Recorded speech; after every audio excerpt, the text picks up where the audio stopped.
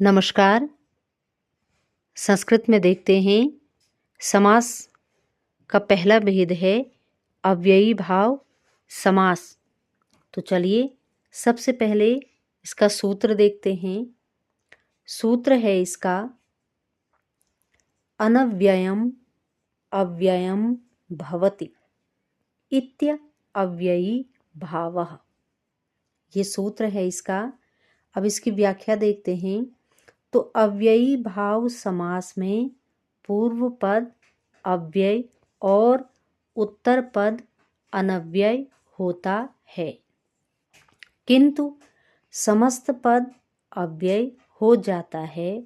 इसमें पूर्व पद की प्रधानता होती है, यानी कि पूर्व पद प्रधानो अव्ययी भावः।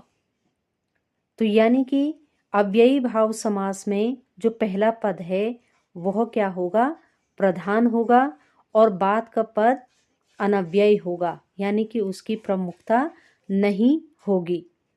तो अव्ययी भाव समास की जो पहचान हमको करनी है वो है विभक्ति, समीप, समृद्धि, अर्थाभाव, अव्यय, पश्चात, यथार्थ, सादृश्य आदि के साथ होता है। जहाँ जहाँ ये चीज़ें आएंगी वहाँ क्या होगा? अव्ययी भाव समास होगा। और अव्ययी भाव समास में अव्यय की क्या होती है? प्रधानता होती है। अब इसमें अव्ययी भाव समास में एक चीज़ और आई कि पूर्व पद और उत्तर पद। आखिर यह पूर्व पद क्या है और उत्तर पद क्या है? तो पूर्व पद पहले का पद और उत्तर पद बाद का पद। जैसे एक शब्द है राजपुत्रः, तो राजपुत्रः में जो राज है वह क्या है? पूर्व पद है। और राजपुत्र में जो पुत्र है वह क्या है? बाद का पद है।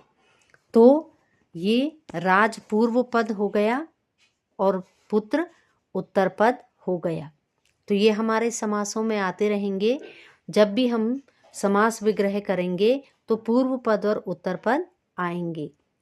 तो इन्हें आप समझ गए होंगे। तो चलिए अब अव्ययी भाव समास के उदाहरण देखते हैं।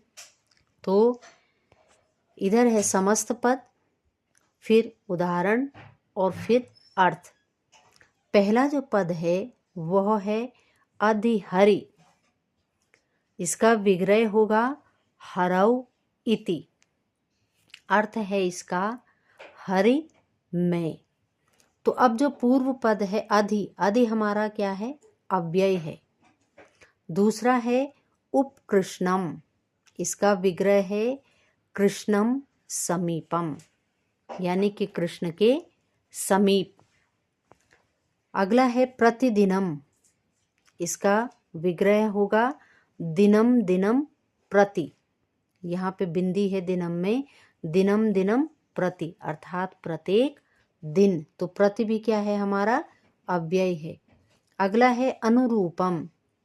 विग्रह होगा रूपस्य योग्यम, यानी कि रूप के योग्य।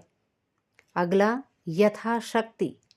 विग्रह होगा शक्तिम अनतिक्रम्य, यानी कि शक्ति के अनुसार।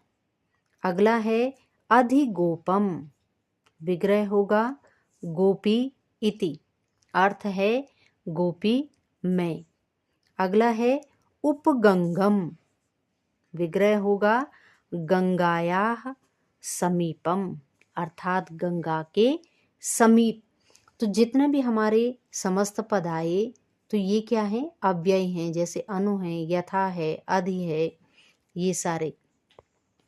अगला है इसका उदाहरण निर्मक्षिकम। उपगंगम तब हो गया था। फिर है उपकृष्णम। विग्रह होगा कृष्णस्य समीपम, अर्थात कृष्ण के नजदीक या समीप। अगला है निर्मक्षिकम।